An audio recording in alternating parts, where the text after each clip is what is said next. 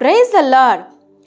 ஏசப்பா இந்த உலகத்துல வந்து பல பாடுகள் பட்டு சிலுவையில அறையுண்டு மரித்து அடக்கம் பண்ணப்பட்டு உயிரோடு கூட எழுந்தார். இது எதற்காக அப்படின்னு சொன்னா, அவர் நம்ம மேல வச்ச அன்பை வெளிப்படுத்துறதுக்காக தான். அப்படின்னா அவர் நம்மளை எவ்வளோ நேசிக்கிறார்ல. அது மட்டுமல்ல, அவர் நம்மோடு கூட இருக்கிறார். அவர் நம்ம கூட இருக்கிறதுனால நமக்கு எல்லா காரியத்திலும் கண்டிப்பா வெற்றி தான், அதாவது ஜெயந்தான். அது மட்டும் இல்லைங்க, ஏசப்பா நம்ம கூட இருக்கும் பொழுது நமக்கு எல்லா காரியத்திலையும் வெற்றி கிடைக்கும் பொழுது நம்ம ஆண்டவரை விட்டு நம்மளை ஏதாவது பிரிக்க முடியுமா? கண்டிப்பா நிச்சயமா பிரிக்கவே முடியாது.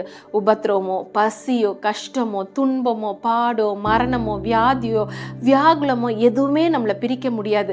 இதைதான் பவுலடிகள் ரோமருக்கு எழுதின நிருபம் 8ஆம் அதிகாரம் 36-37 வசனங்கள்ல சொல்றாரு. கிறிஸ்துவின் அன்பை விட்டு நம்மை பிரிப்பவன் யார்?